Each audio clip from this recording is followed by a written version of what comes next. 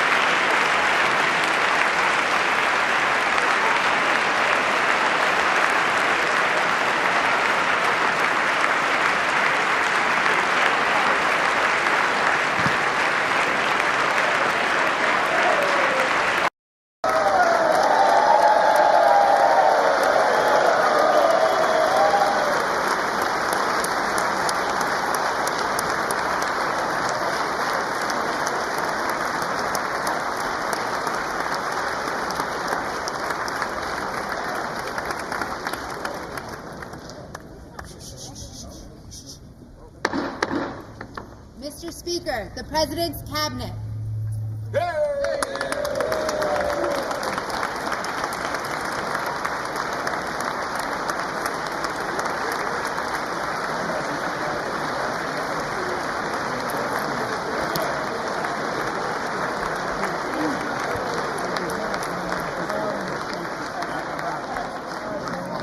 That's true. I should have done better. I should have done way better. There you Secretary,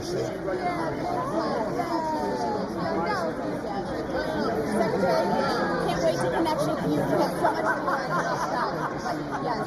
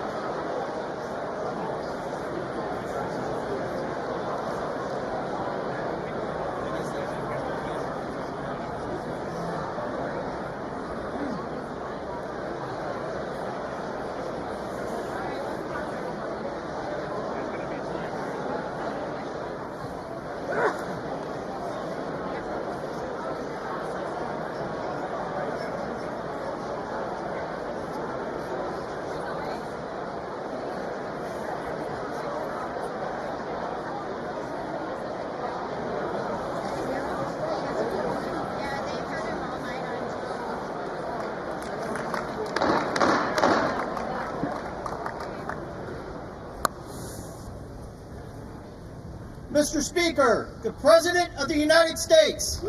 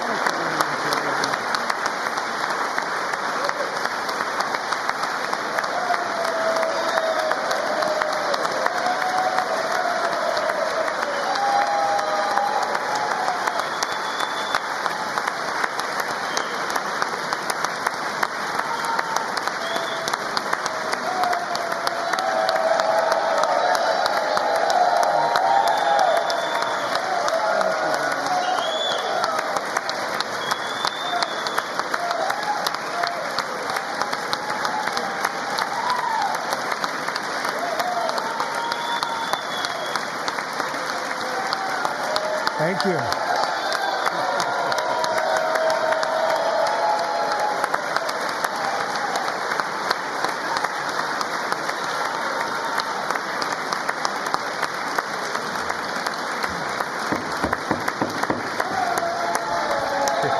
Thank you very much. Thank you very much. It's a great honor. Thank you very much. Speaker Johnson, Vice President Vance, the First Lady of the United States,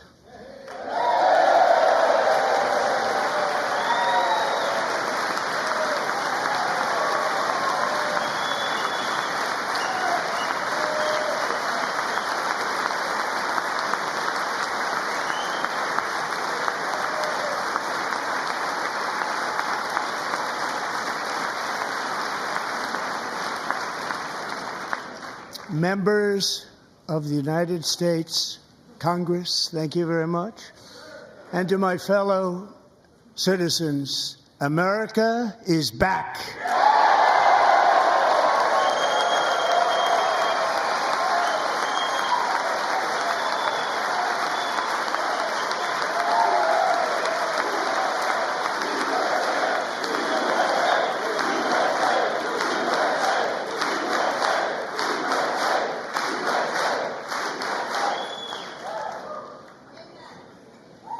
6 weeks ago, I stood beneath the dome of this Capitol and proclaimed the dawn of the golden age of America.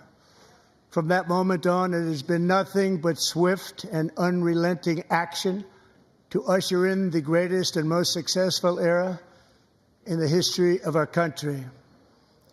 We have accomplished more in 43 days than most administrations accomplished in 4 years or 8 years, and we are just getting started.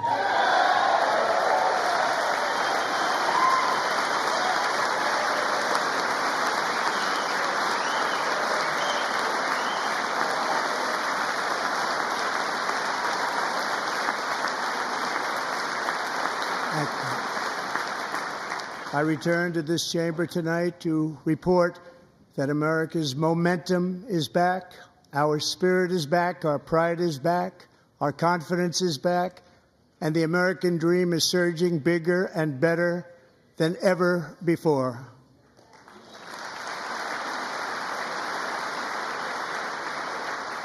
The American dream is unstoppable, and our country is on the verge of a comeback, the likes of which the world has never witnessed and perhaps will never witness again. There's never been anything like it. The presidential election of November 5th was a mandate like has not been seen in many decades. We won all 7 swing states, giving us an electoral college victory of 312 votes.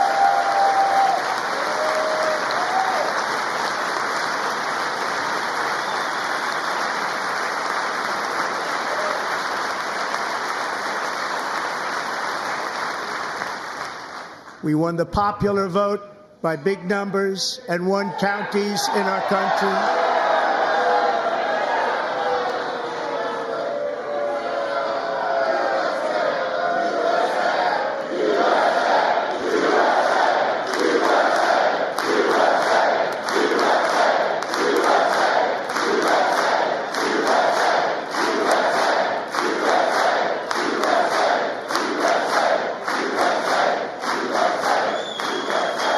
And won counties in our country, 2,700 to 525, on a map that reads almost completely red for Republican.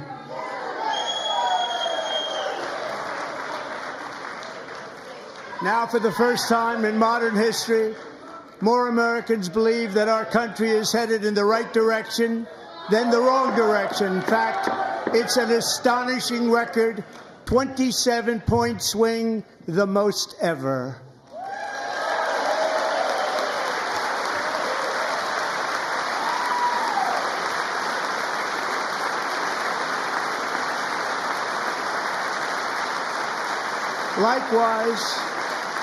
Small business optimism saw its single largest one-month gain ever recorded, a 41-point jump.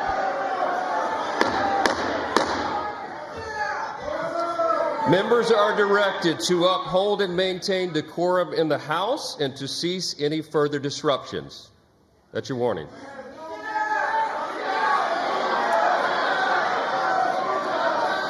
Members are engaging in willful and continuing breach of decorum, and the chair is prepared to direct the Sergeant-at-Arms to restore order to the joint session.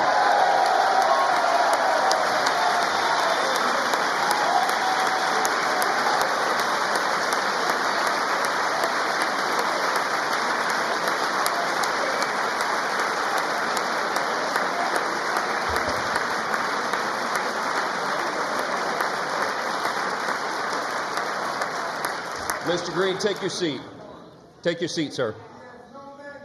Take your seat. Finding that members continue to engage in willful and concerted disruption of proper decorum, the chair now directs the Sergeant-at-Arms to restore order. Remove this gentleman from the chamber.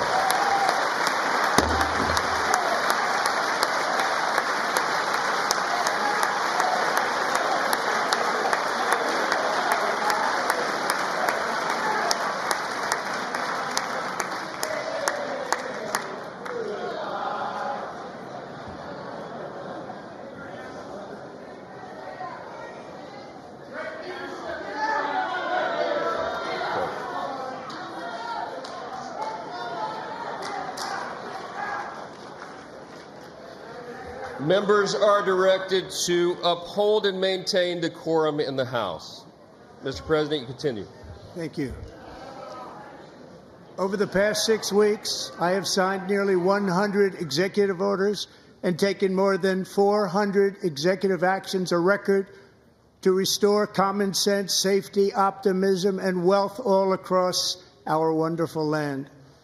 The people elected me to do the job, and I'm doing it.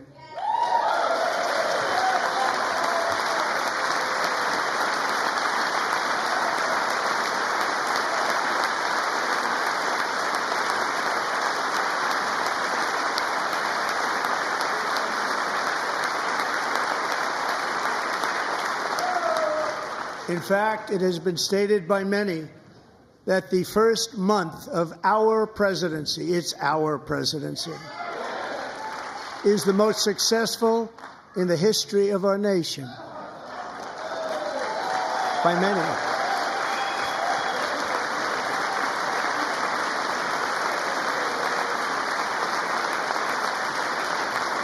And what makes it even more impressive is that, do you know who number 2 is? George Washington. How about that? How about that? I don't know about that list, but we'll take it. Within hours of taking the oath of office, I declared a national emergency on our southern border, and I deployed the U.S. military and Border Patrol to repel the invasion of our country. And what a job they've done. As a result, illegal border crossings last month were by far the lowest ever recorded, ever.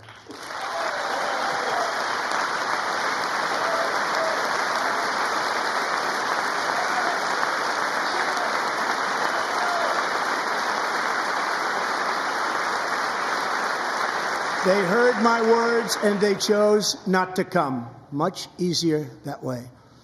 In comparison, under Joe Biden, the worst president in American history, there were hundreds of thousands of illegal crossings a month, and virtually all of them, including murderers, drug dealers, gang members, and people from mental institutions and insane asylums, were released into our country. Who would want to do that? This is my 5th such speech to Congress. And once again, I look at the Democrats in front of me, and I realize there is absolutely nothing I can say to make them happy or to make them stand or smile or applaud. Nothing I can do.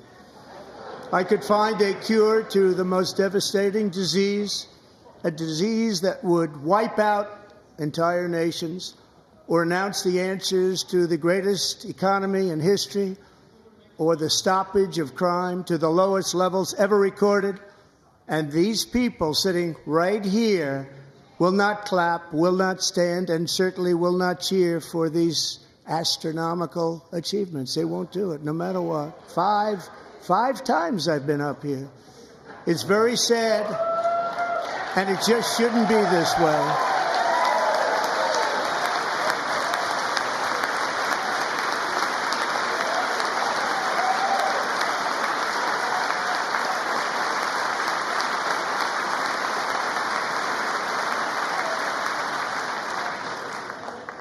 So Democrats sitting before me, for just this one night, why not join us in celebrating so many incredible wins for America? For the good of our nation, let's work together and let's truly make America great again.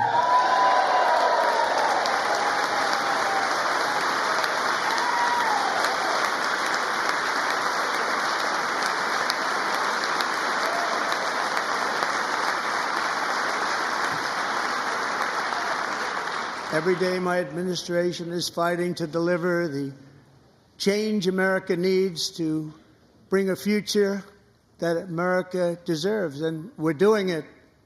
This is a time for big dreams and bold action. Upon taking office, I imposed an immediate freeze on all federal hiring, a freeze on all new federal regulations, and a freeze on all foreign aid.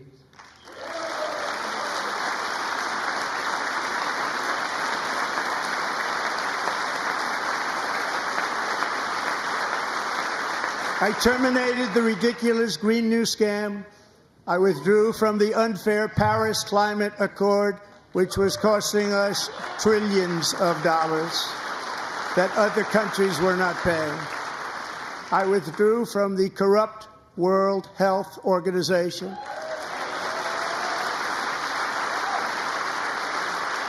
And I also withdrew from the anti-American UN Human Rights Council.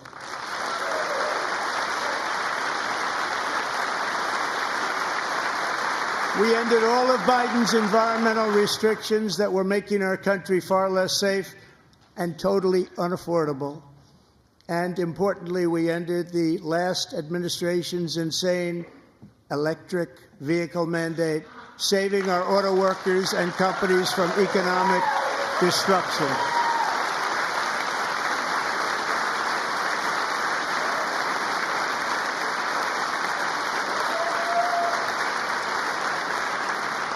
To unshackle our economy, I have directed that for every one new regulation, 10 old regulations must be eliminated, just like I did in my very successful first day.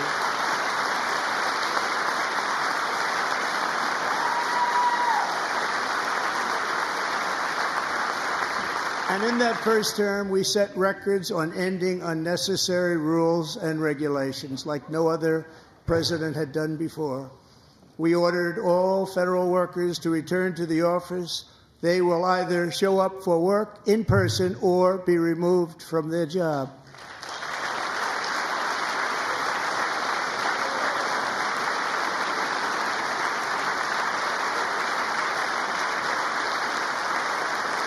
And we have ended weaponized government where, as an example, a sitting president is allowed to viciously prosecute his political opponent, like me.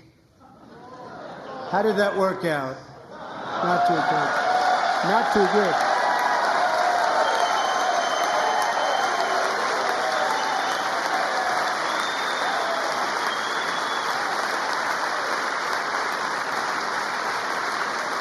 And I have stopped all government censorship and brought back free speech in America. It's back.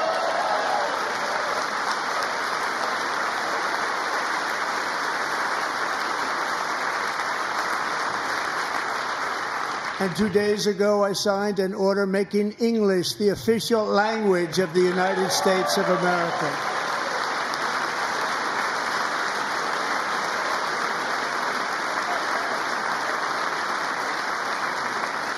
I renamed the Gulf of Mexico the Gulf of America.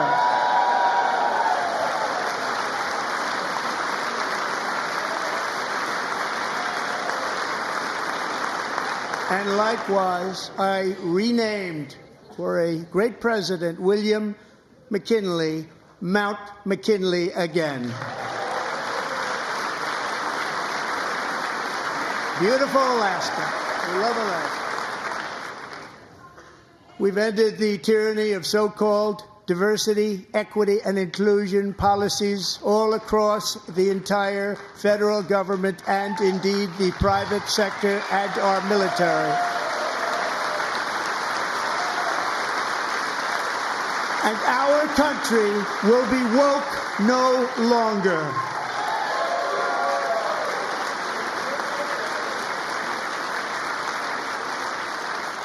We believe that whether you are a doctor, an accountant, a lawyer, or an air traffic controller, you should be hired and promoted based on skill and competence, not race or gender.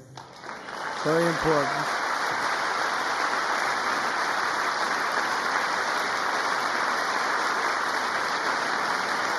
You should be hired based on merit. And the Supreme Court, in a brave and very powerful decision, has allowed us to do so. Thank you. Thank you very much. Thank you. We have removed the poison of critical race theory from our public schools, and I signed an order making it the official policy of the United States government that there are only two genders, male and female.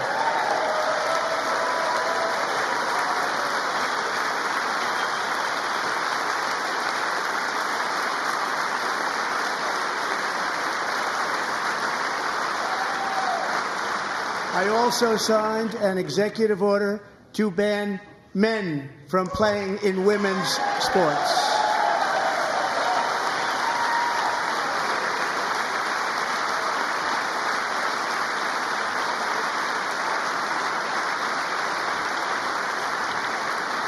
Three years ago, Peyton McNabb was an all-star high school athlete, one of the best, preparing for a future in college sports. But when her girls' volleyball match was invaded by a male, he smashed the ball so hard in Peyton's face, causing traumatic brain injury, partially paralyzing her right side and ending her athletic career. It was a shot like she's never seen before. She's never seen anything like it. Peyton is here tonight in the gallery, and Peyton, from now on, schools will kick the men off the girls' team, or they will lose all federal funding.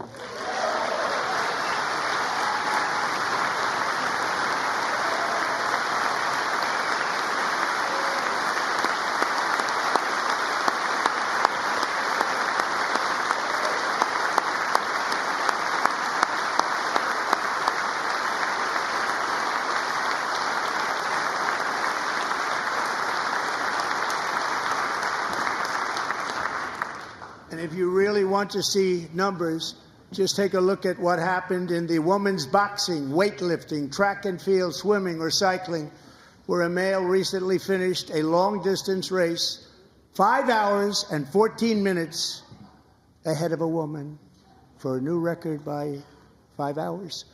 Broke the record by 5 hours. It's demeaning for women, and it's very bad for our country. We're not going to put up with it any longer.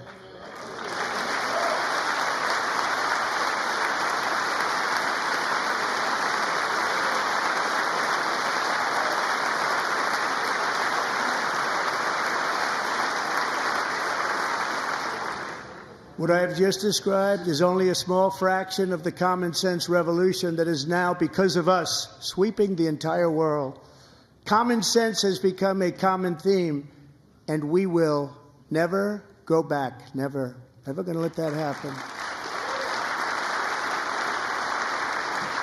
Among my very highest priorities is to rescue our economy and get dramatic and immediate relief to working families.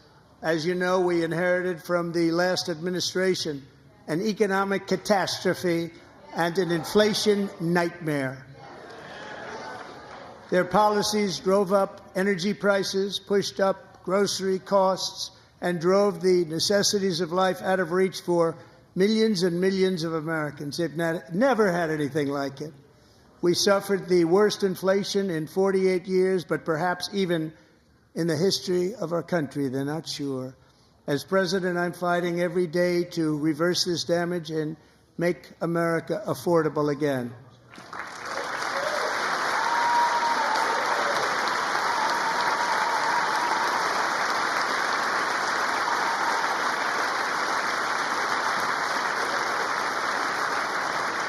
Joe Biden especially let the price of eggs get out of control. The egg price is out of control, and we're working hard to get it back down. Secretary, do a good job on that. You inherited a total mess from the previous administration. Do a good job.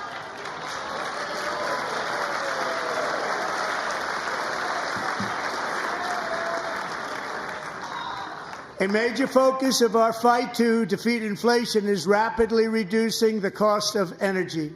The previous administration cut the number of new oil and gas leases by 95%, slowed pipeline construction to a halt, and closed more than 100 power plants. We are opening up many of those power plants right now.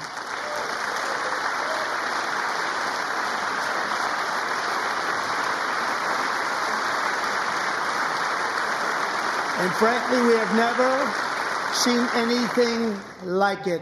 That's why on my first day in office, I declared a national energy emergency.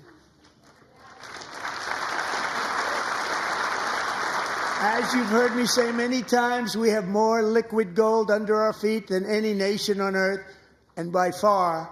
And now I fully authorize the most talented team ever assembled to go and get it. It's called Drill, Baby, Drill.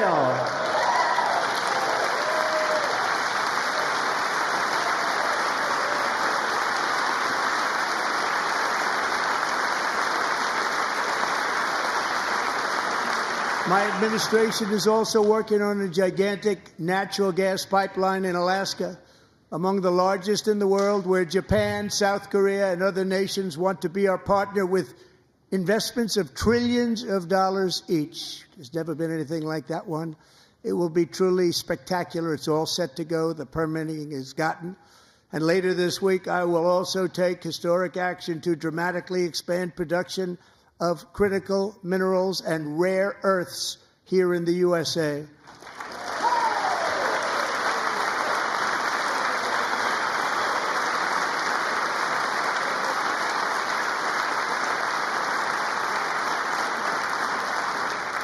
To further combat inflation, we will not only be reducing the cost of energy, but will be ending the flagrant waste of taxpayer dollars.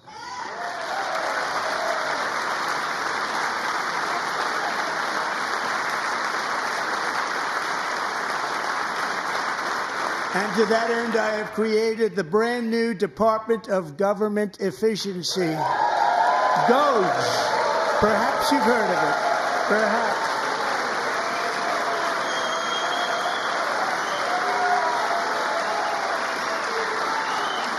Which is headed by Elon Musk, who is in the gallery tonight.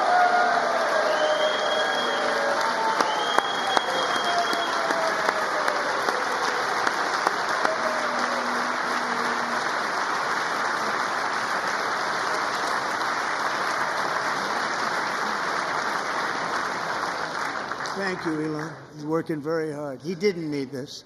He didn't need this. Thank you very much. We appreciate it. Everybody here, even this side, appreciates it, I believe. They just don't want to admit that.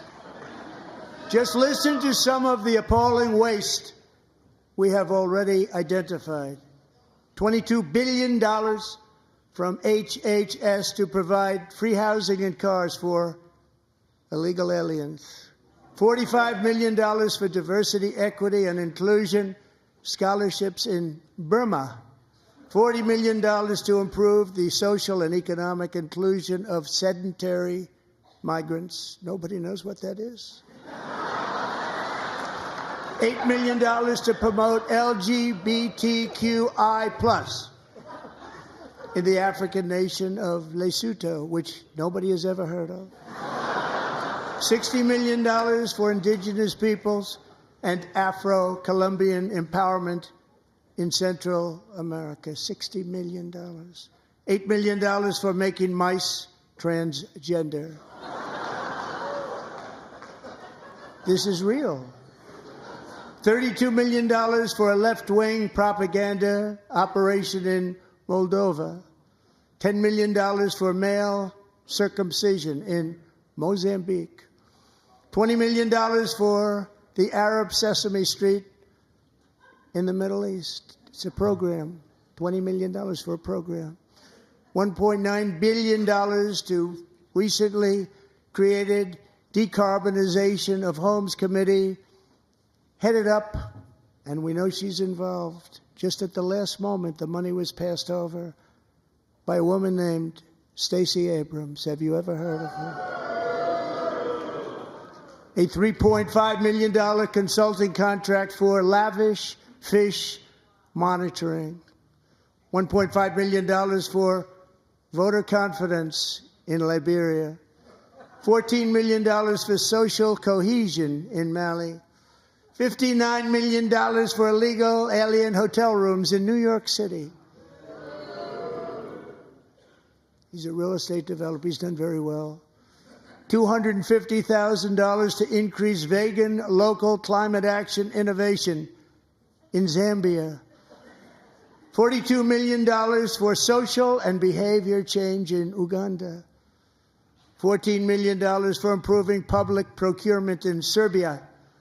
$47 million for improving learning outcomes in Asia. Asia's doing very well with learning. I don't know what we're doing. We should use it ourselves. And $101 million for DEI contracts at the Department of Education. The most ever paid, nothing even like it. Under the Trump administration, all of these scams, and they're far worse, but I didn't think it was appropriate to talk about them. They're so bad. Many more have been found out and exposed and swiftly terminated by a group of very intelligent, mostly young people, headed up by Elon, and we appreciate it. We found hundreds of billions of dollars of fraud.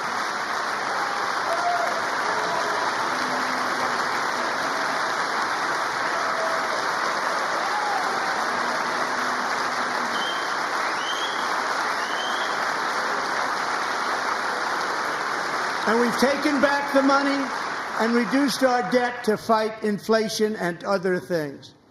Taken back a lot of that money. We got it just in time. This is just the beginning.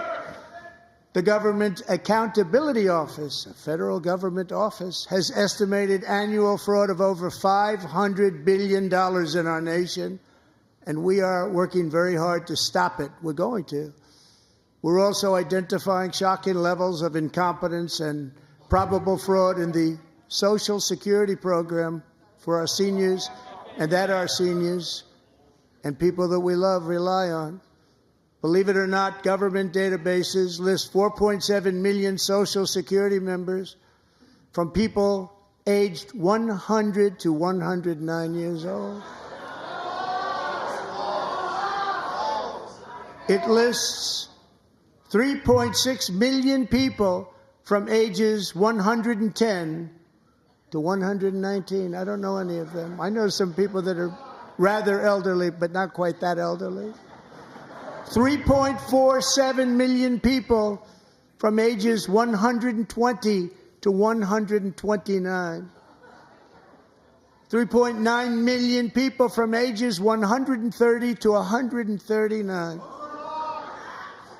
3.5 million people from ages 140 to 149.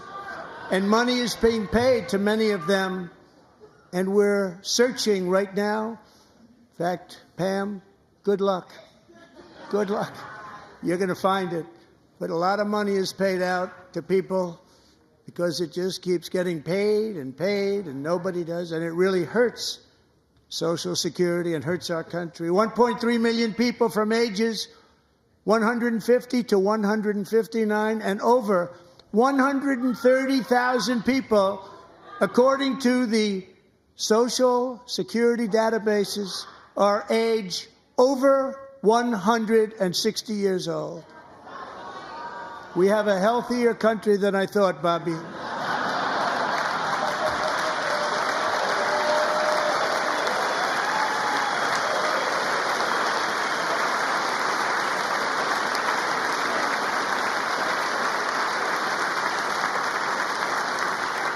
Including, to finish, 1,039 people between the ages of 220 and 229, one person between the age of 240 and 249, and one person is listed at 360 years of age.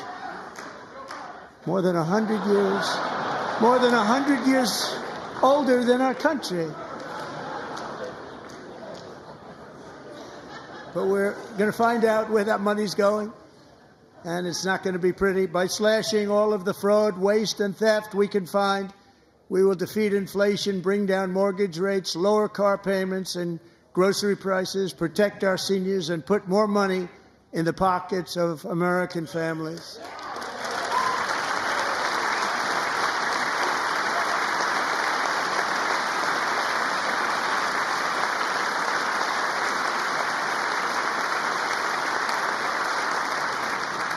And today, interest rates took a beautiful drop, big, beautiful drop. It's about time. And in the near future, I want to do what has not been done in 24 years, balance the federal budget. We're going to balance it.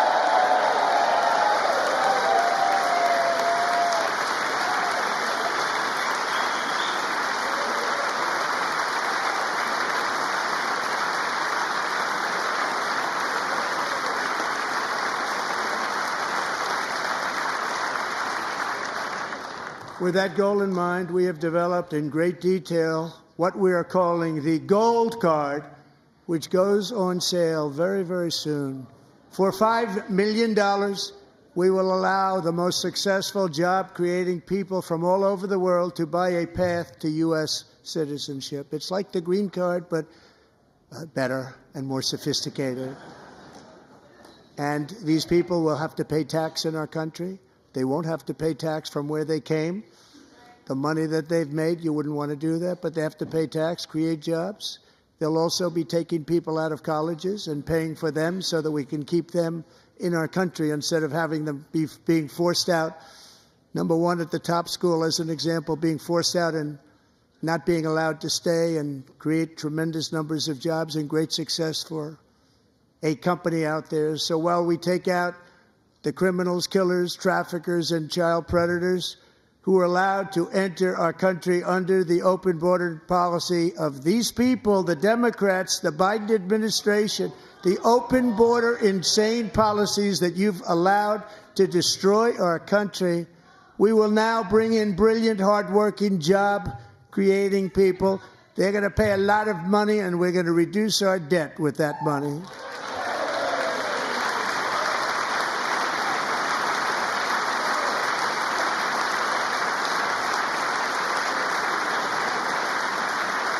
Americans have given us a mandate for bold and profound change. For nearly 100 years, the federal bureaucracy has grown until it has crushed our freedoms, ballooned our deficits, and held back America's potential in every possible way. The nation founded by pioneers and risk-takers now drowns under millions and millions of pages of regulations and debt. Approvals that should take 10 days to get instead take 10 years, 15 years, and even 20 years before you're rejected. Meanwhile, we have hundreds of thousands of federal workers who have not been showing up to work. My administration will reclaim power from this unaccountable bureaucracy, and we will restore true democracy to America again.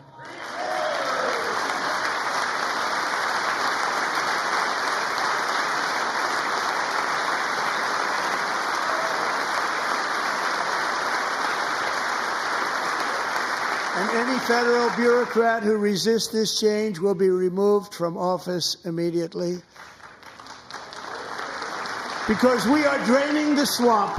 It's very simple. And the days of rule by unelected bureaucrats are over.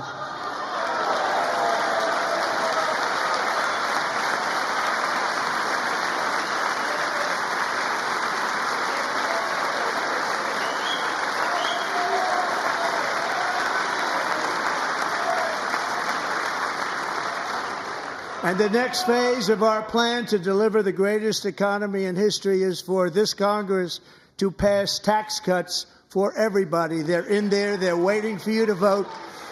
And I'm sure that the people on my right, I don't mean the Republican right, but my right here, I'm sure you're going to vote for those tax cuts, because otherwise I don't believe the people will ever vote you into office. So I'm doing you a big favor by telling you that. But I know this group is going to be voting for the tax.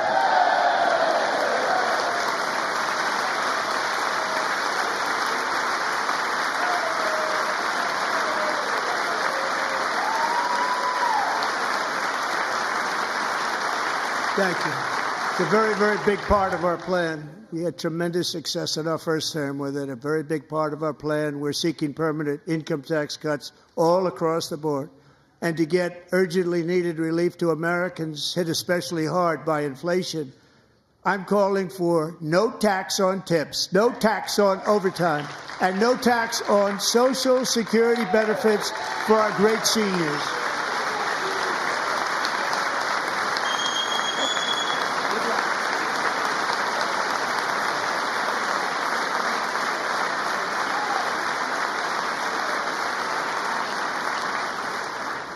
And I also want to make interest payments on car loans tax deductible, but only if the car is made in America.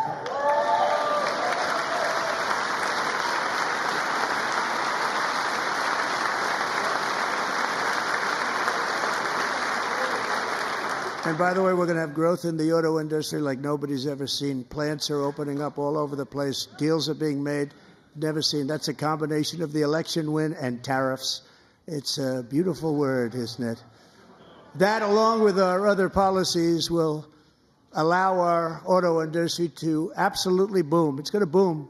Spoke to the majors today, all three, the top people, and they're so excited. In fact, already numerous car companies have announced that they will be building massive automobile plants in America, with Honda just announcing a new plant in Indiana, one of the largest anywhere in the world.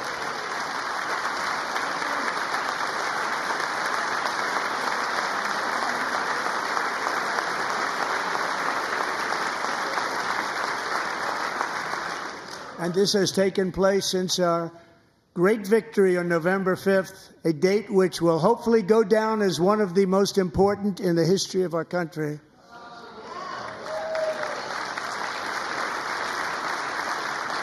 In addition, as part of our tax cuts, we want to cut taxes on domestic production and all manufacturing. And just as we did before, we will provide 100% expensing. It will be retroactive to January 20th, 2025. And it was one of the main reasons why our tax cuts were so successful in our first term, giving us the most successful economy in the history of our country. First term. We had a great first term.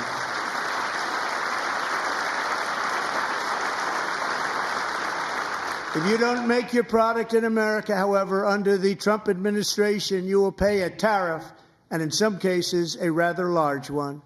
Other countries have used tariffs against us for decades, and now it's our turn to start using them against those other countries.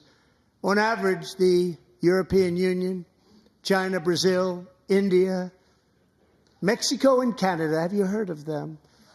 And countless other nations charge us tremendously higher tariffs than we charge them. It's very unfair. India charges us auto tariffs higher than 100%. China's average tariff on our products is twice what we charge them. And South Korea's average tariff is 4 times higher. Think of that, 4 times higher. And we give so much help militarily and in so many other ways to South Korea, but that's what happens. This is happening by friend and foe. This system is not fair to the United States and never was, and so on April 2nd, I wanted to make it April 1st, but I didn't want to be accused of April Fool's Day. That's not, just one day was cost us a lot of money. But we're going to do it in April. I'm a very superstitious person. April 2nd, reciprocal tariffs kick in. And whatever they tariff us, other countries, we will tariff them. That's reciprocal, back and forth. Whatever they tax us, we will tax them. If they do non-monetary tariffs to keep us out of their market, then we will do non-monetary barriers to keep them out of our market. There's a lot of that, too. They don't even allow us in their market. We will take in trillions and trillions of dollars and create jobs like we have never seen before. I did it with China and I did it with others, and the Biden administration couldn't do anything about it because there was so much money they couldn't do anything about it. We have been ripped off for decades by nearly every country on earth, and we will not let that happen any longer.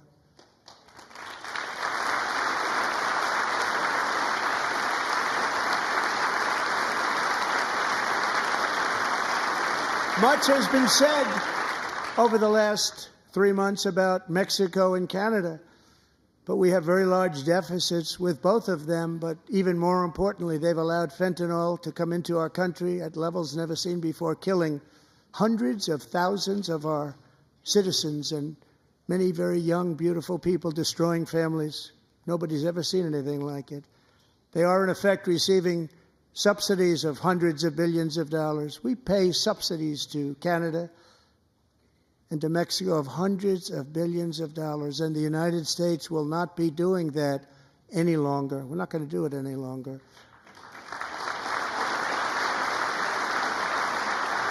Thanks to our America First policies we're putting into place, we have had $1.7 trillion of new investment in America in just the past few weeks. The combination of the election and our economic policies that people of SoftBank, one of the most brilliant anywhere in the world, announced a $200 billion investment. OpenAI and Oracle, Larry Ellison, announced $500 billion investment, which they wouldn't have done if Kamala had won. Apple announced $500 billion investment. Tim Cook called me. He said, I cannot spend it fast enough. It's going to be much higher than that, I believe. They'll be building their plants here instead of in China. And just yesterday, Taiwan Semiconductor, the biggest in the world, most powerful in the world, has a tremendous amount, 97% of the market, announced a $165 billion investment to build the most powerful chips on earth right here in the USA.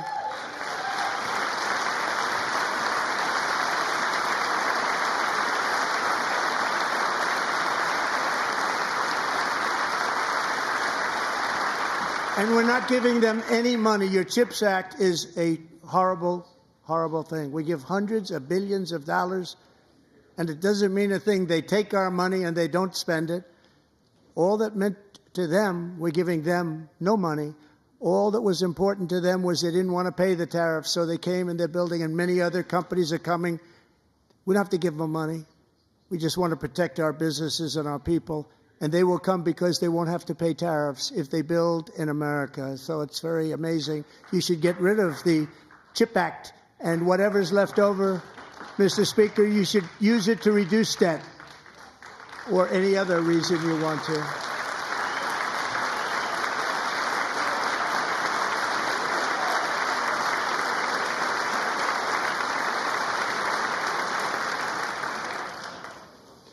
Our new trade policy will also be great for the American farmer. I love the farmer, who will now be selling into our home market, the USA, because nobody is going to be able to compete with you. because there's goods that come in from other countries and companies. They're really in a bad position in so many different ways. They're uninspected. They may be very dirty and disgusting, and they come in and they pour in, and they hurt our American farmers. The tariffs will go on agricultural product coming into America, and our farmers, starting on April 2nd, it may be a little bit of an adjustment period. We had that before when I made the deal with China, $50 billion of purchases, and I said, just bear with me, and they did. They did. Probably have to bear with me again, and this will be even better. That was great. The problem with it was that Biden didn't enforce it. He didn't enforce it. $50 billion of purchases, and we were doing great, but Biden did not enforce it, and it hurt our farmers. But our farmers are going to have a field day right now. So to our farmers, have a lot of fun. I love you too. I love you too. It's all going to happen.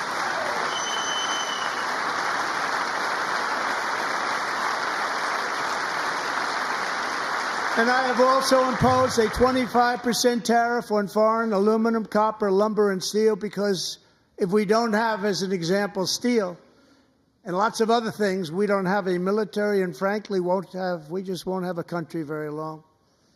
Here today is a proud American steelworker, fantastic person from Decatur, Alabama, Jeff Denard. Has been working at the same steel plant for 27 years in a job that has allowed him to serve as the captain of his local volunteer fire department, raise 7 children with his beautiful wife, Nicole, and over the years provide a loving home for more than 40 foster children. So great, Jeff.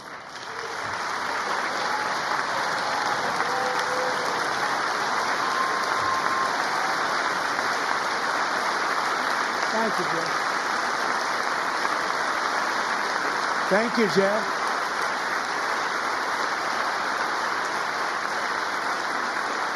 Stories like Jeff's remind us that tariffs are not just about protecting American jobs. They're about protecting the soul of our country. Tariffs are about making America rich again and making America great again, and it's happening, and it will happen rather quickly. There'll be a little disturbance, but we're okay with that. It won't be much. No, you're not. Oh. And look where Biden took us. Very low, the lowest we've ever been. Jeff, I want to thank you very much. And I also want to recognize another person who has devoted herself to foster care community. She works so hard on it. A very loving person, our magnificent First Lady of the United States.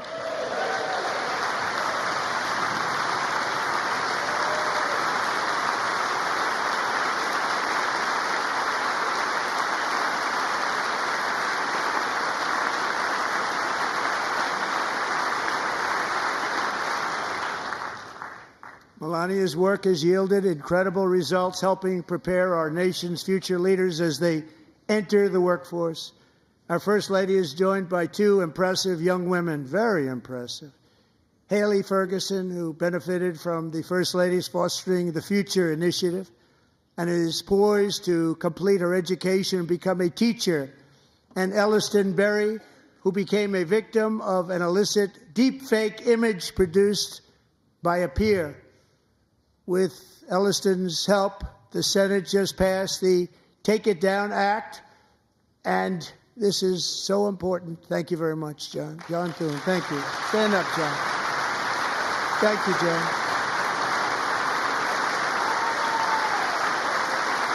Thank you all very much.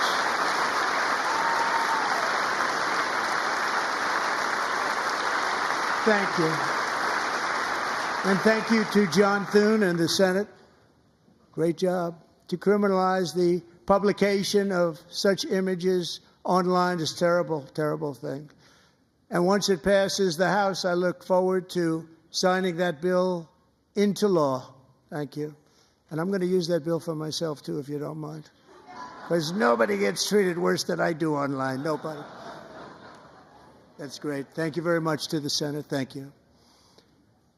But if we truly care about protecting Americans' children, no step is more crucial than securing America's borders. Over the past 4 years, 21 million people poured into the United States. Many of them were murderers, human traffickers, gang members, and other criminals from the streets of dangerous cities all throughout the world. Because of Joe Biden's insane and very dangerous open border policies, they are now strongly embedded in our country, but we are getting them out and getting them out fast.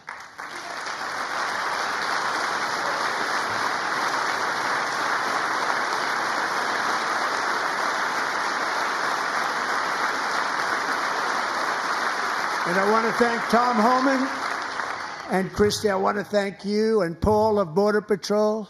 I want to thank you. What a job they've all done. Everybody, Border Patrol, ICE, law enforcement in general is incredible. We have to take care of our law enforcement. Have to.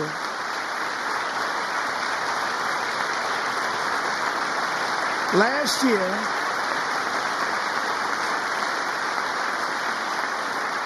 a brilliant 22-year-old nursing student named Laken Riley, the best in her class, admired by everybody, went out for a jog on the campus of the University of Georgia. That morning, Laken was viciously attacked, assaulted, beaten, brutalized, and horrifically murdered. Laken was stolen from us by a savage illegal alien gang member who was arrested while trespassing across Biden's open southern border and then set loose into the United States under the heartless policies of that failed administration. It was indeed a failed administration. He had then been arrested and released in a Democrat-run sanctuary city, a disaster, before ending the life of this beautiful young angel. With us this evening are Laken's beloved mother, Allison, and her sister, Lauren.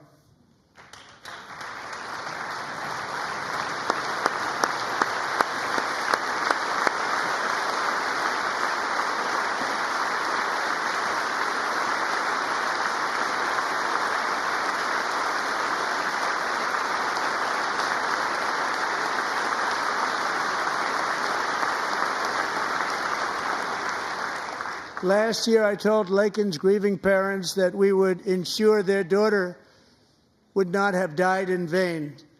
That's why the very first bill I signed into law as your 47th president mandates the detention of all dangerous criminal aliens who threaten public safety. It's a very strong, powerful act.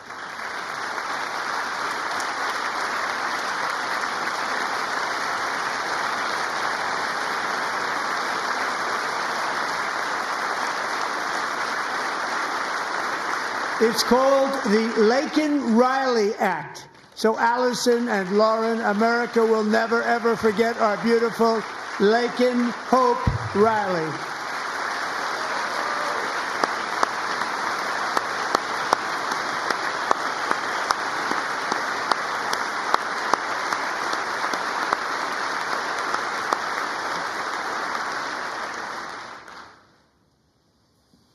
Thank you very much. Since taking office, my administration has launched the most sweeping border and immigration crackdown in American history, and we quickly achieved the lowest numbers of illegal border crossers ever recorded. Thank you.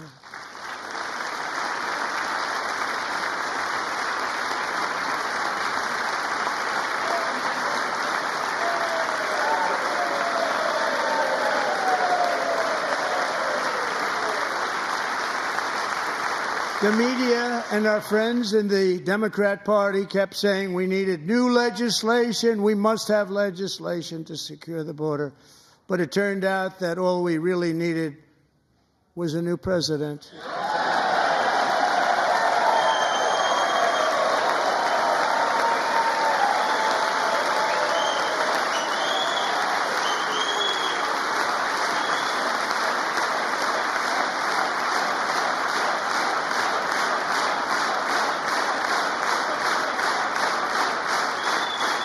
Thank you.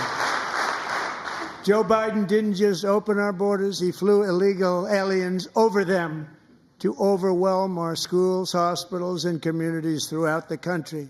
Entire towns like Aurora, Colorado, and Springfield, Ohio, buckled under the weight of the migrant occupation and corruption like nobody's ever seen before. Beautiful towns destroyed. Now, just as I promised in my inaugural address, we are achieving the great liberation of America.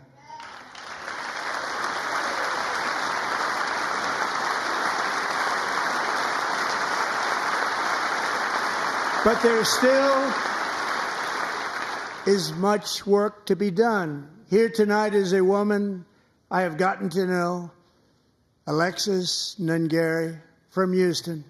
Wonderful woman. Last June, Alexis's 12-year-old daughter, her precious Jocelyn, walked to a nearby convenience store. She was kidnapped, tied up, assaulted for 2 hours under a bridge, and horrifically murdered. Arrested and charged with this heinous crime are 2 illegal alien monsters from Venezuela, released into America by the last administration through their ridiculous open border. The death of this beautiful 12-year-old girl and the agony of her mother and family touched our entire nation greatly. Alexis, I promised that we would always remember your daughter, your magnificent daughter, and earlier tonight, I signed an order keeping my word to you. One thing I have learned about Jocelyn is that she loved animals so much. She loved nature. Across Galveston Bay, from where Jocelyn lived in Houston, you will find a magnificent national wildlife refuge, a pristine, peaceful, 34,000-acre sanctuary for all of God's creatures on the edge of the Gulf of America. Alexis, moments ago, I formally renamed that refuge in loving memory of your beautiful daughter, Jocelyn. So, Mr. Vice President, if you would, may I have the order?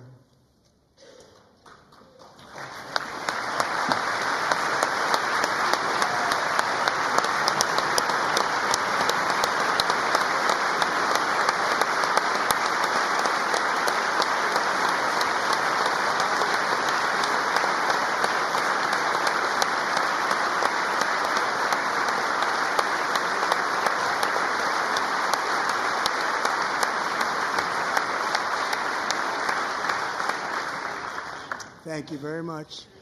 All 3 savages charged with Jocelyn and Lakin's murders were members of the Venezuelan prison gang, the toughest gang, they say, in the world, known as Tren de Aragua.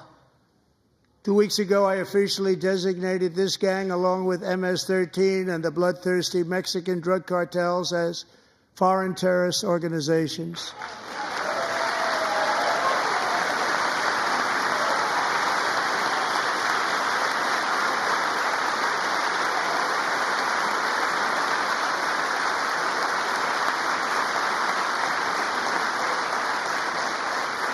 They are now officially in the same category as ISIS, and that's not good for them. Countless thousands of these terrorists were welcomed into the U.S. by the Biden administration.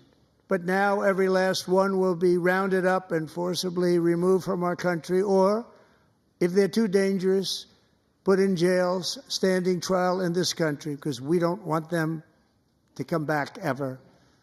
With us this evening is a warrior on the front lines of that battle, Border Patrol Agent Roberto Ortiz. Great guy.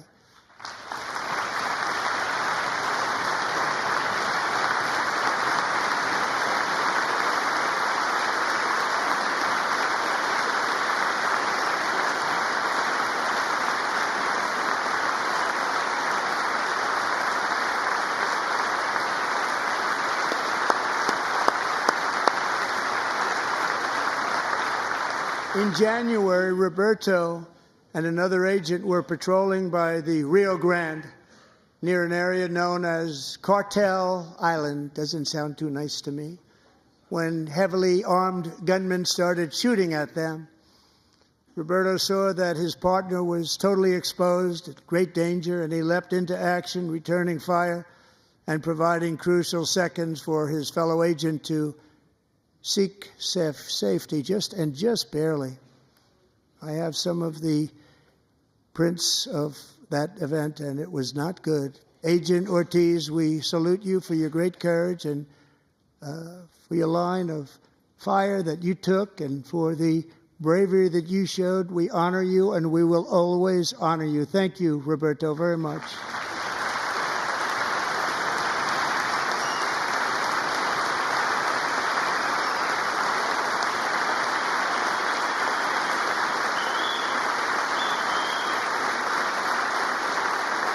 Thank you, Roberto. And I actually got to know him on my many calls to the border. He's a great gentleman.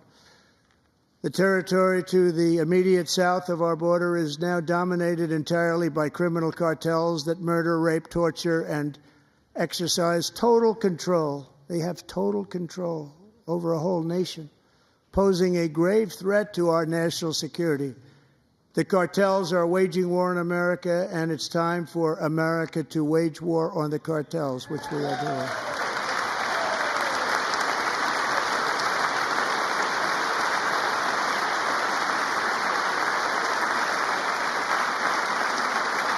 Five nights ago, Mexican authorities, because of our tariff policies being imposed on them, think of this, handed over to us 29 of the biggest cartel leaders in their country. That has never happened before. They want to make us happy. First time ever. But we need Mexico and Canada to do much more than they've done, and they have to stop the fentanyl and drugs pouring into the USA. They're going to stop it. I have sent Congress a detailed funding request laying out exactly how we will eliminate these threats to protect our homeland and complete the largest deportation operation in American history, larger even than current record holder, President Dwight D. Eisenhower, a moderate man, but someone who believed very strongly in borders. Americans expect Congress to send me this funding without delay so I can sign it into law. So, Mr. Speaker, John Thune, both of you, I hope you're going to be able to do that, Mr. Speaker. Thank you. Mr. Leader, thank you. Thank you very much. And let's get it to me. I'll sign it so fast, you won't even believe it.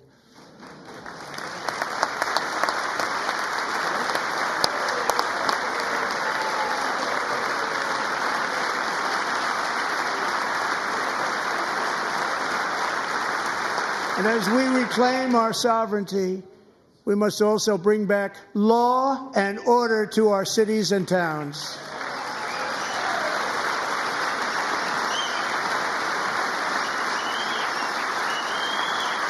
In recent years, our justice system has been turned upside down by radical left lunatics. Many jurisdictions virtually ceased enforcing the law against dangerous repeat offenders while weaponizing law enforcement against political opponents like me. My administration has acted swiftly and decisively to restore fair, equal, and impartial justice under the constitutional rule of law, starting at the FBI and the DOJ. Pam, good luck. Cash, wherever you may be, good luck. Good luck. Pam Bondi. Good luck. So important. Going to do a great job. Cash, thank you. Thank you, Cash.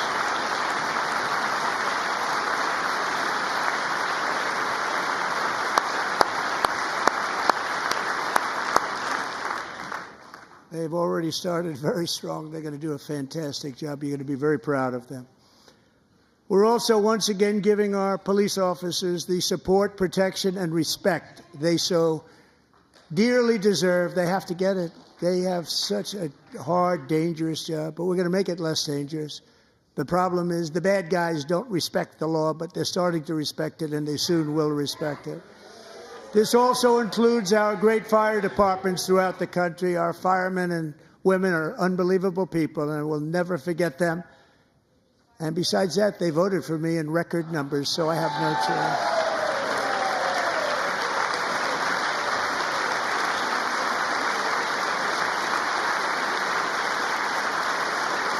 One year ago this month, 31-year-old New York police officer Jonathan Diller, unbelievably wonderful person and a great officer, was gunned down at a traffic stop on Long Island. I went to his funeral. The vicious criminal charged with his murder had 21 prior arrests, and they were rough arrests, too. He was a real bad one. The thug in the seat next to him had 14 prior arrests and went by the name of Killer. He was Killer. He killed other people, they say, a lot of them. I attended Officer Diller's service, and when I met his wife and one-year-old son, Ryan, it was very inspirational, actually. His widow's name is Stephanie, and she is here tonight. Stephanie, thank you very much, Stephanie. Thank you very much.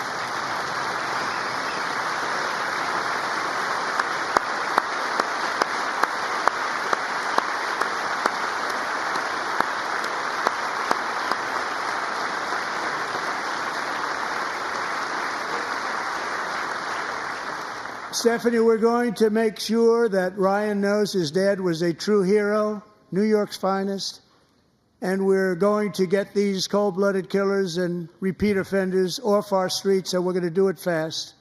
Got to stop it. They get out with 28 arrests. They push people into subway trains. They hit people over the head, back of the head with baseball bats. We got to get them out of here. I've already signed an executive order requiring a mandatory death penalty for anyone who murders a police officer, and tonight I'm asking Congress to pass that policy into permanent law.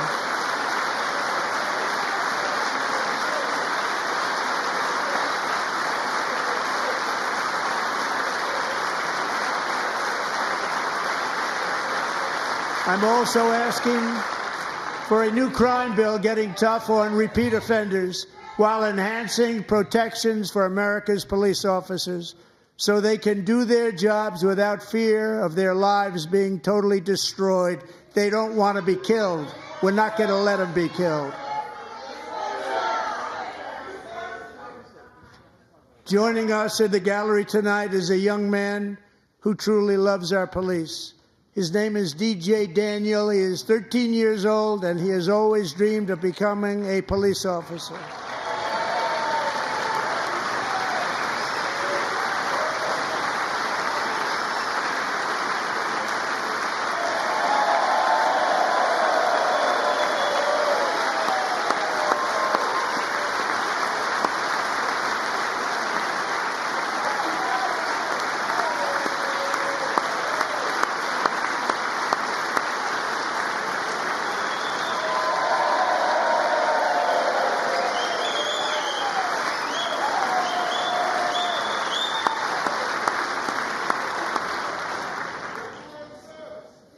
But in 2018, DJ was diagnosed with brain cancer. The doctors gave him 5 months at most to live. That was more than 6 years ago.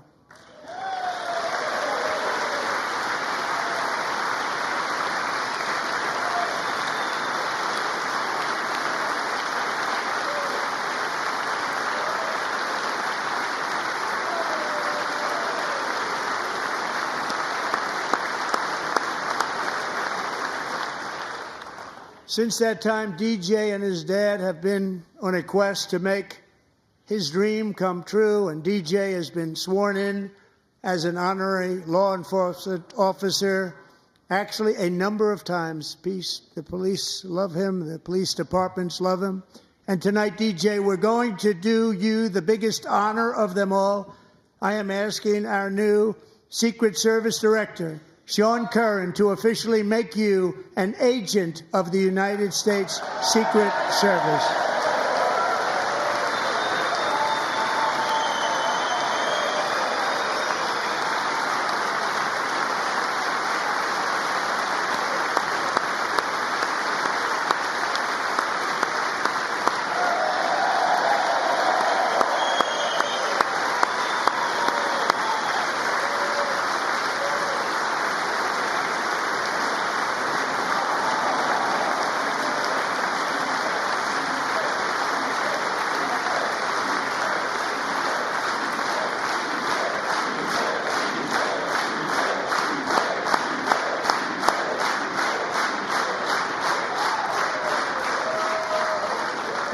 DJ. DJ's doctors believe his cancer likely came from a chemical he was exposed to when he was younger. Since 1975, rates of child cancer have increased by more than 40%. Reversing this trend is one of the top priorities for our new presidential commission to make America healthy again, chaired by our new Secretary of Health and Human Services, Robert F. Kennedy, Jr.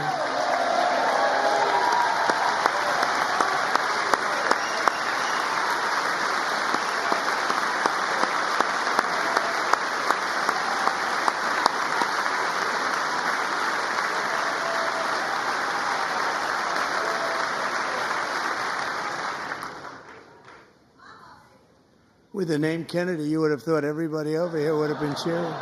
How quickly they forget. Our goal is to get toxins out of our environment, poisons out of our food supply, and keep our children healthy and strong. As an example, not long ago, and you can't even believe these numbers, 1 in 10,000 children had autism, 1 in 10,000. And now it's 1 in 36. There's something wrong. 1 in 36. Think of that. So we're going to find out what it is, and there's nobody better than Bobby and all of the people that are working with you. You have the best to figure out what is going on. Okay, Bobby? Good luck. It's a very important job. Thank you. Good job.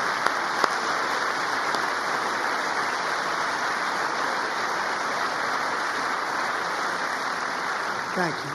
My administration is also working to protect our children from toxic ideologies in our schools. A few years ago, January Littlejohn and her husband discovered that their daughter's school had secretly socially transitioned their 13-year-old little girl. Teachers and administrators conspired to deceive January and her husband while encouraging her daughter to use a new name and pronouns. They, them pronoun, actually, all without telling January, who is here tonight and is now a courageous advocate against this form of child abuse. January, thank you. Thank you. Thank you very much.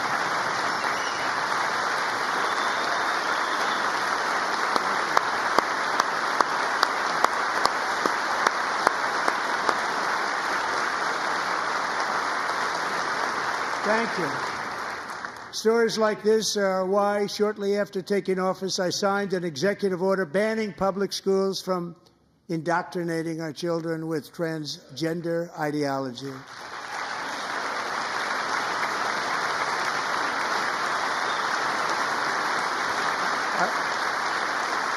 I also signed an order to cut off all taxpayer funding to any institution that engages in the sexual mutilation of our youth.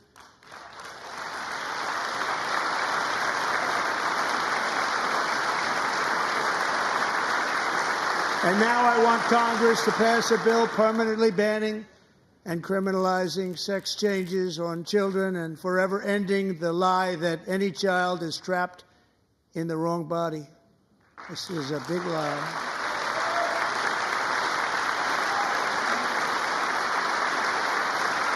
And our message to every child in America is that you are perfect exactly the way God made you.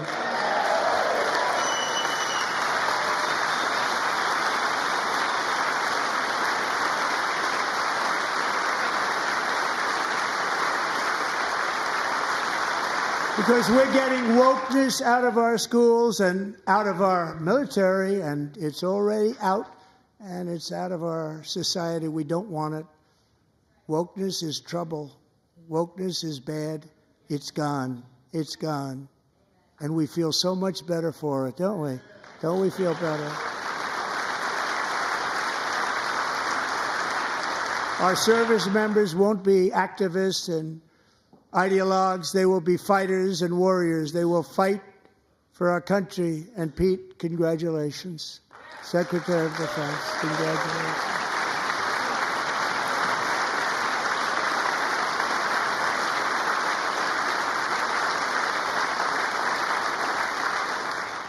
And he's not big into the woke movement, I can tell you.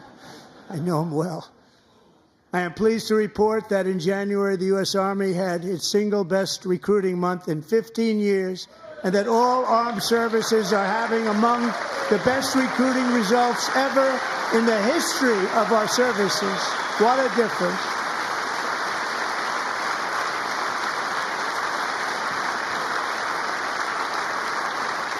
And you know, it was just a few months ago where the results were exactly the opposite. We couldn't recruit anywhere. We couldn't recruit. Now we're having the best results just about that we've ever had. What a tremendous turnaround. It's really a beautiful thing to see. People love our country again. It's very simple. They love our country, and they love being in our military again. So it's a great thing, and thank you very much. Great job. Thank you.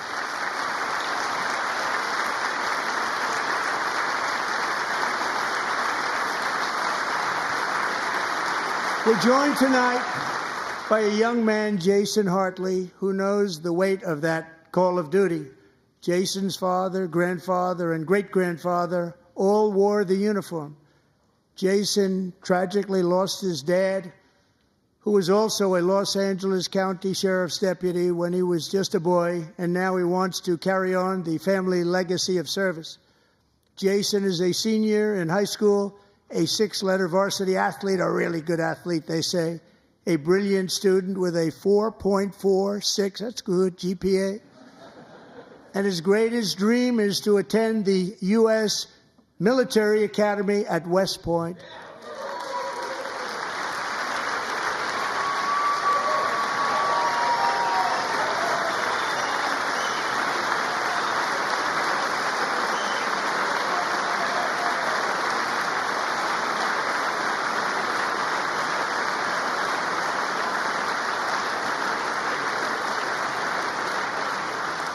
And Jason, that's a very big deal getting in. That's a hard one to get into. But I'm pleased to inform you that your application has been accepted.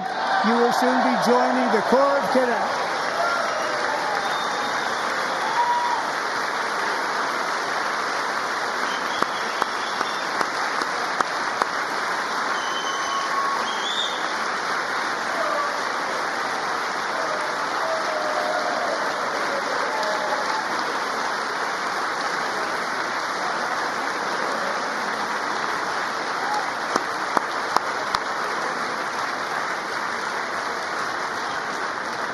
Thank you.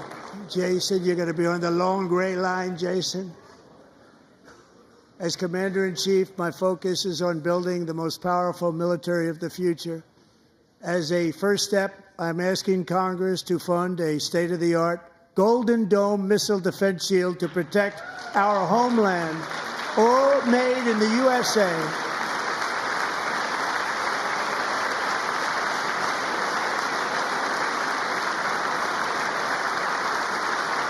And Ronald Reagan wanted to do it long ago, but the technology just wasn't there, not even close. But now we have the technology. It's incredible, actually. And other places, they have it. Israel has it. Other places have it. And the United States should have it too, right, Tim, right? They should have it too. So I want to thank you. But it's a very, very important. This is a very dangerous world. We should have it. We want to be protected, and we're going to protect our citizens like never before. To boost our defense industrial base, we are also going to resurrect the American shipbuilding industry, including commercial shipbuilding and military shipbuilding.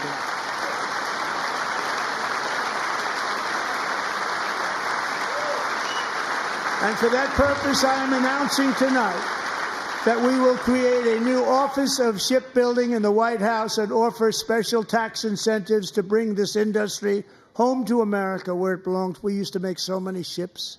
We don't make them anymore very much, but we're going to make them very fast, very soon.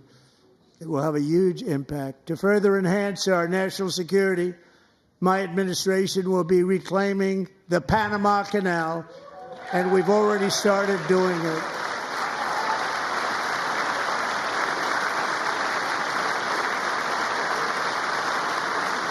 Just today, a large American company announced they are buying both ports around the Panama Canal and lots of other things having to do with the Panama Canal and a couple of other canals.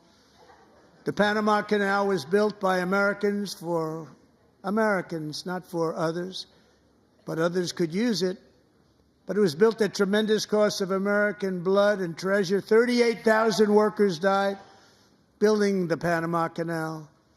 They died of malaria. They died of snake bites and mosquitoes. Not a nice place to work. They paid them very highly to go there, knowing there was a 25% chance that they would die. The most expensive project also that was ever built in our country's history, if you bring it up to modern day costs. It was given away by the Carter administration for $1, but that agreement has been violated very severely. We didn't give it to China. We gave it to Panama, and we're taking it back.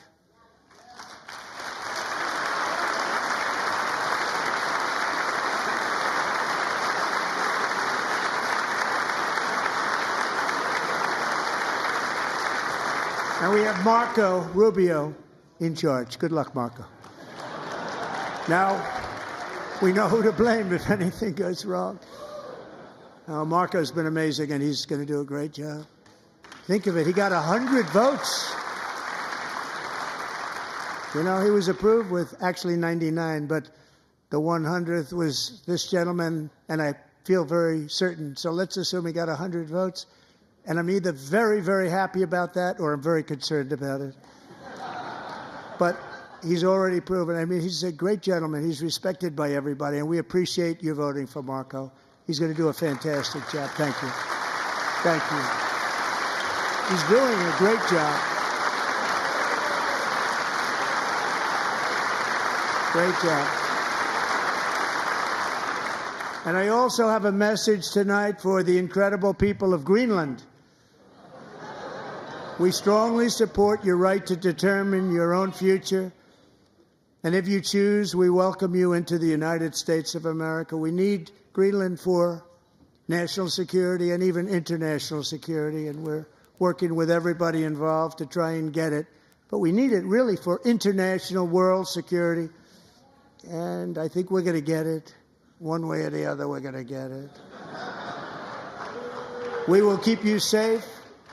We will make you rich, and together we will take Greenland to heights like you have never thought possible before. It's a very small population, but very, very large piece of land and very, very important for military security. America is once again standing strong against the forces of radical Islamic terrorism.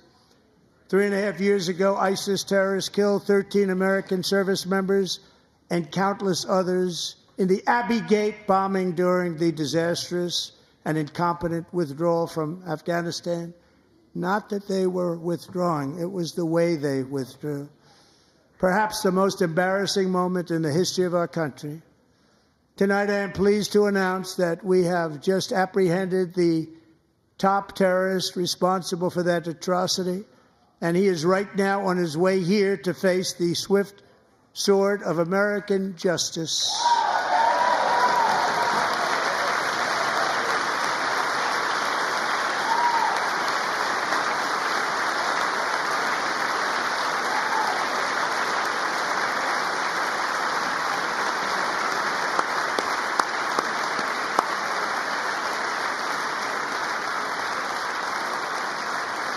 And I want to thank especially the government of Pakistan for helping arrest this monster.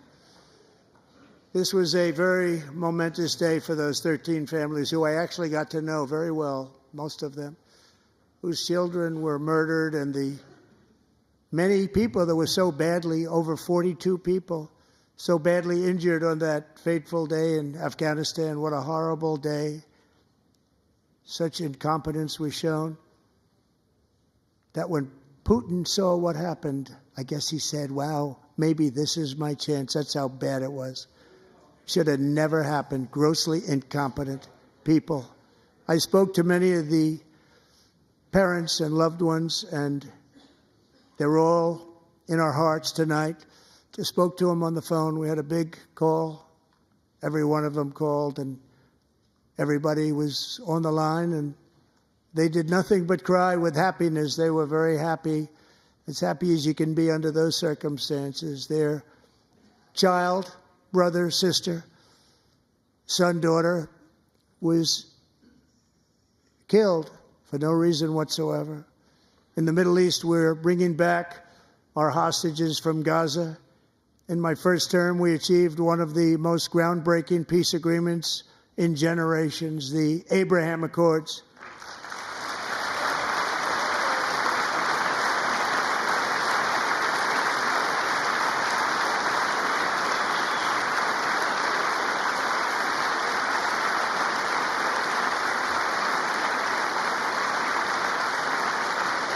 And now we're going to build on that foundation to create a more peaceful and prosperous future for the entire region. A lot of things are happening in the Middle East. People have been talking about that so much lately with everything going on with Ukraine and Russia.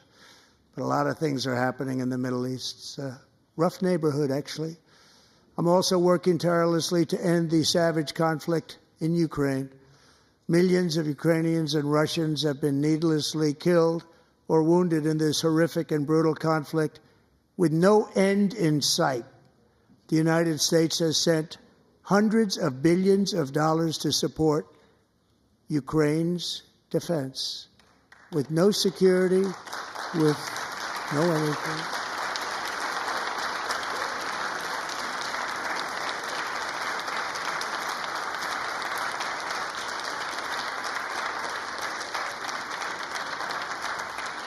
Do you want to keep it going for another 5 years?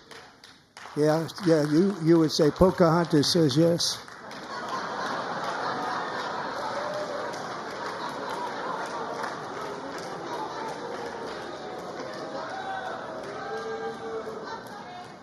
"2,000 people are being killed every single week. More than that. They're Russian young people. They're Ukrainian young people. They're not Americans. But I want it to stop. Meanwhile, Europe has sadly spent more money buying Russian oil and gas than they have spent on defending Ukraine, by far. Think of that. They've spent more buying Russian oil and gas than they have defending. And we've spent perhaps $350 billion, like taking candy from a baby. That's what happened. And they've spent $100 billion. What a difference that is. And we have an ocean separating us, and they don't. But we're getting along very well with them, and lots of good things are happening. Biden has authorized more money in this fight than Europe has spent, by billions and billions of dollars. It's hard to believe that they wouldn't have stopped it and said at some point, come on, let's equalize. You got to be equal to us. But that didn't happen. Earlier today, I received an important letter from President Zelensky of Ukraine.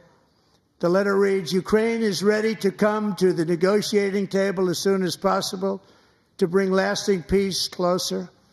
Nobody wants peace more than the Ukrainians," he said.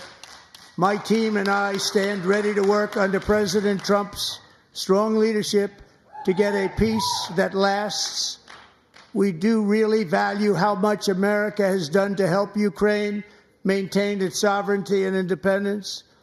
Regarding the agreement on minerals and security, Ukraine is ready to sign it at any time that is convenient for you."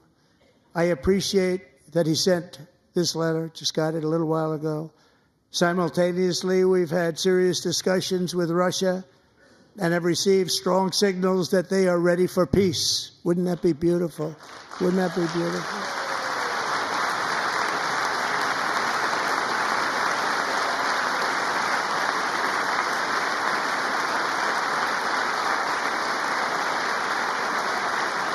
Wouldn't that be beautiful?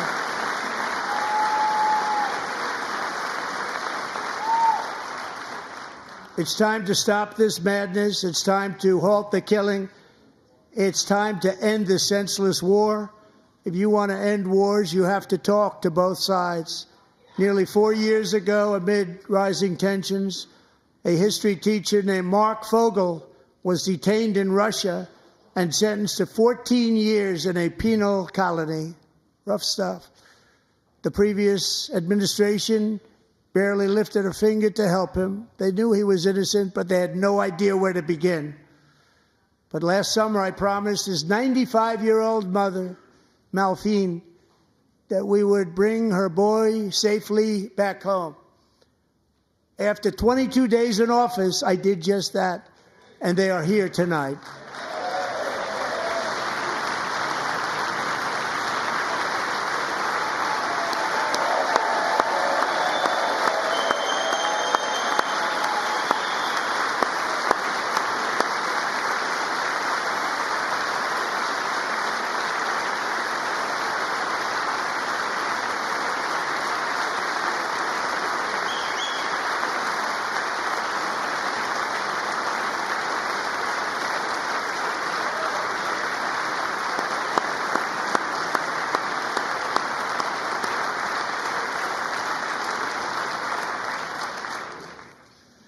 To Mark and his great mom, we are delighted to have you safe and sound and with us. As fate would have it, Mark Fogel was born in a small rural town in Butler, Pennsylvania. Have you heard of it? Where his mother has lived for the past 78 years. I just happened to go there last July 13th for a rally. That was not pleasant. And that is where I met his beautiful mom right before I walked onto that stage. And I told her I would not forget what she said about her son. And I never did I? Never forgot. Less than 10 minutes later, at that same rally, gunfire rang out, and a sick and deranged assassin unloaded 8 bullets from his sniper's perch into a crowd of many thousands of people. My life was saved by a fraction of an inch, but some were not so lucky. Corey Comparator was a firefighter, a veteran, a Christian, a husband, a devoted father, and above all, a protector. When the sound of gunshots pierced the air, it was a horrible sound. Corey knew instantly what it was and what to do. He threw himself on top of his wife and daughters and shielded them from the bullets with his own body. Corey was hit really hard. You know the story from there. He sacrificed his life to save theirs. 2 others, very fine people, were also seriously hit. But thankfully, with the help of 2 great country doctors, we thought they were gone, and they were saved. So those doctors had great talent. We're joined by Corey's wife, Helen, who was his high school sweetheart, and their 2 beloved daughters, Allison and Kaylee. Thank you.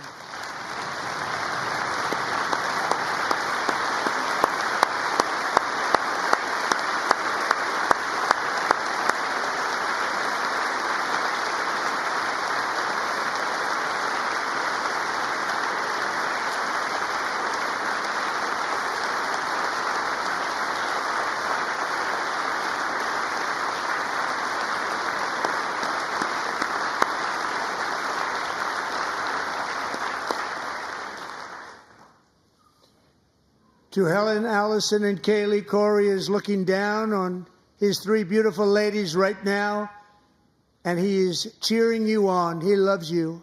He is cheering you on. Corey was taken from us much too soon, but his destiny was to leave us all with a shining example of the selfless devotion of a true American patriot. It was love like Corey's that built our country, and it's love like Corey's that is going to make our country more majestic than ever before. I believe that my life was saved that day in Butler for a very good reason. I was saved by God to make America great again. I believe that.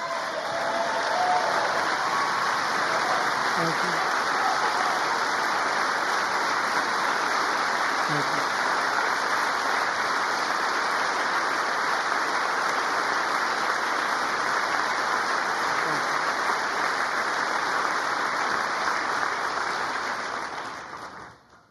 Thank you very much. From the patriots of Lexington and Concord to the heroes of Gettysburg and Normandy, from the warriors who crossed the Delaware to the trailblazers who climbed the Rockies, and from the legends who soared at Kitty Hawk to the astronauts who touched the moon, Americans have always been the people who defied all odds, transcended all dangers, made the most extraordinary sacrifices, and did whatever it took to defend our children, our country, and our freedom. And as we have seen in this chamber tonight, that same strength, faith, love, and spirit is still alive and thriving in the hearts of the American people. Despite the best efforts of those who would try to censor us, silence us, break us, destroy us, Americans are today a proud, free, sovereign, and independent nation that will always be free, and we will fight for it till death. We will never let anything happen to our beloved country, because we are a country of doers, dreamers, fighters, and survivors. Our ancestors crossed a vast ocean, strode into the unknown wilderness, and carved their fortunes from the rock and soil of a perilous and very dangerous frontier. They chased our destiny across a boundless continent. They built the railroads, laid the highways, and graced the world with American marvels like the Empire State Building, the mighty Hoover Dam, and the towering Golden Gate Bridge. They lit the world with electricity, broke free of the force of gravity, fired up the engines of American industry, vanquished the communists, fascists, and Marxists all over the world, and gave us countless modern wonders sculptured out of iron, glass, and steel. We stand on the shoulders of these pioneers who won and built the modern age, these workers who poured their sweat into the skylines of our cities, these warriors who shed their blood on fields of battle and gave everything they had for our rights and for our freedom. Now it is our time to take up the righteous cause of American liberty. And it is our turn to take America's destiny into our own hands and begin the most thrilling days in the history of our country. This will be our greatest era. With God's help, over the next 4 years, we are going to lead this nation even higher, and we are going to forge the freest, most advanced, most dynamic, and most dominant civilization ever to exist on the face of this earth. We are going to create the highest quality of life, build the safest and wealthiest and healthiest and most vital communities anywhere in the world. We are going to conquer the vast frontiers of science, and we are going to lead humanity into space and plant the American flag on the planet Mars and even far beyond.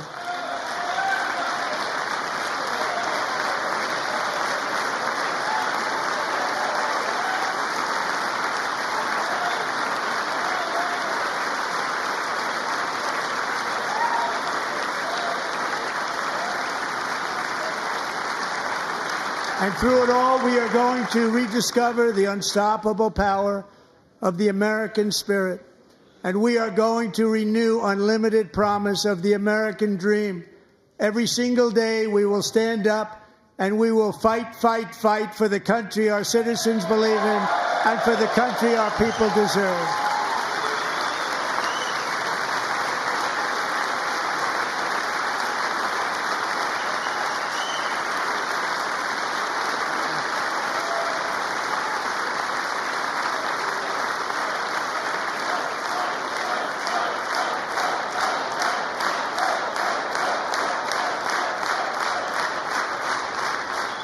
My fellow Americans, get ready for an incredible future, because the golden age of America has only just begun. It will be like nothing that has ever been seen before. Thank you, God bless you, and God bless America.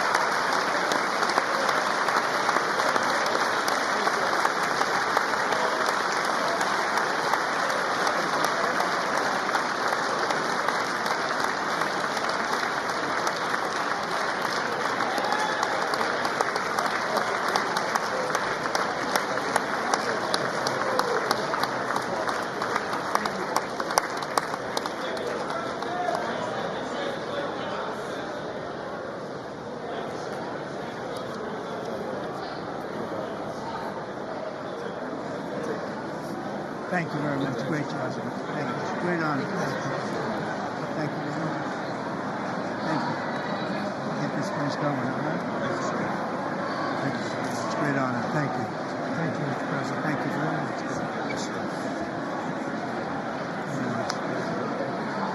Thank you very much. Appreciate it.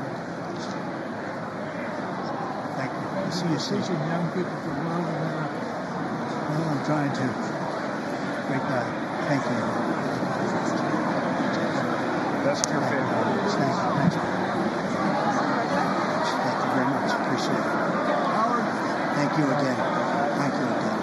Don't forget. So good. Yeah, it's good. So good, sir. Thank you. Terrific, Mr. Really terrific. It's really outstanding. Thanks.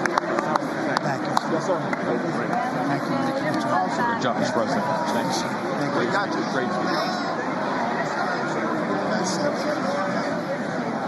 President, one of your best speeches. Thanks again, Mr. President. Thank you, Mr. President. Thanks for the phone call last night, too. Absolutely. You know that. Thank you very much.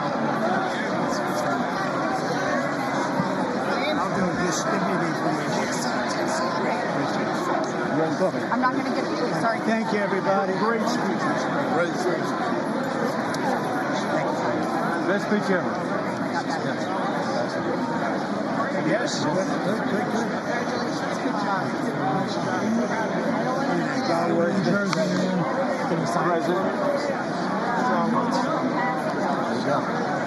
Mr. President Roger Williams, thanks for the call. I love Roger Williams. Thank you. You don't have to introduce yourself. Thank you, sir. Mr. President. I know you better than you do, Roger. Thank you so much. My great baseball. America Good is- job. Great job you're doing. America is back. Thank you so much, Welcome you Mr. back in President. Pennsylvania anytime, sir. They stood for. Thank you all. They stood for another country, not our country. That was phenomenal. It's hard to believe, isn't it? That was fantastic, sir. That was Thank you very much. Thank you. quick selfie. Mr. President. Good job, Mr. President. Good job. Thank you so much. Great speech, sir. Thanks so much. Yes, sir. President back in Pennsylvania. Oh, there's just a picture. I was standing on absolutely.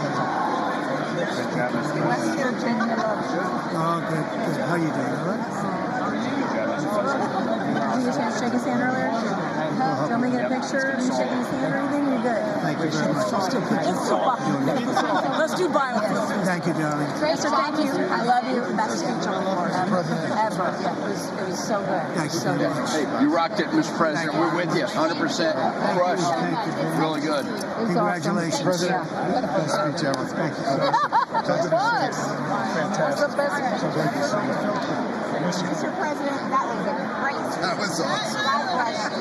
God bless you. It was wonderful. Thank you. Good job. Let's go. Get down to that. You get down. Good luck. Thank you. It's so great. Thank you, everybody.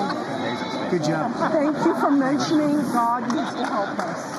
Thank you, Mr. President. True. Mr. President. Thank you. Thank you. Great speech. Great speech. That was phenomenal. Thanks for taking my call. Good luck. Yeah. Epic. My man. Thank you for staying You strong. really triggered those people. Tremendous, Mr. President. Thank Somebody you. did. Thank you so much. Thanks for the beneficial ownership and this week. That was Oh, a good yeah. one. Thanks for mentioning farmers.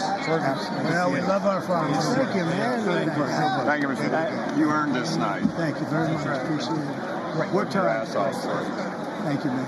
Proud of you. Thank you, Mr. President. Thank you so much. Thank you. Great again, brother. Thank you again for us being here. I did indeed. You better believe it. Very well I did a done, good sir. endorsement. Very well President, home run. Thank you very much. job. You killed it. Mr. President. Thank you, everybody. You did great. Thank you. Good job. Thank Hey, you. great to see you. Slam dunk. You're doing good. Thank you, sir. You did amazing, per usual. Thank you. I'll see you. Thank you. Yes, sir. Thank you. Say cheese. Thank you. Love you, Mr. President. Yes. Thank you, everybody. Look at this beautiful city. New congressman from Eastern Washington. We've never met. Oh, Michael that's Baumgartner. good. I was one of Mike Leach's best friends. Oh, that's He thinks good. very Oh, highly Mike of you. was- oh, he was great. Tremendous. He was a great guy. Great What a speech. great- Great. Thank you. Thank you very much. Mr. President, you did a great job. Yeah, thank you very much. Home run, Mr. President. Home run. home run. That was a good one. President, good to see you, sir. Good job. Good job. Thank you very much. Looking good. Look at him. I need to talk to you about some buildings, some public buildings. You let me know. I will. Thank you, sir. Mr. President.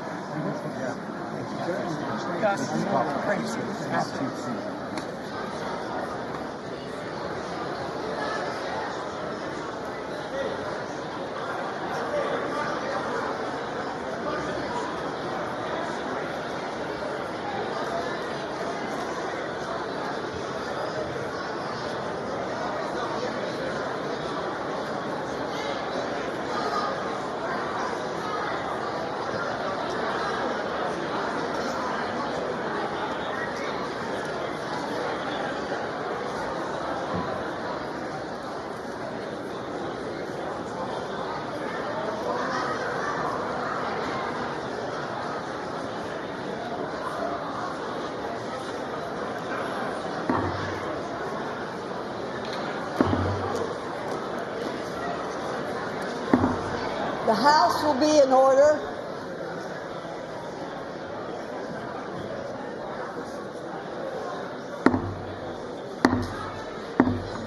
The House will be in order. For what purpose does the gentleman from Louisiana seek recognition?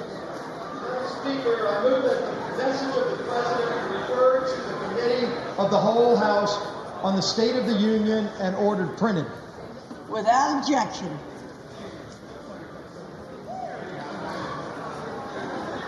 Does it,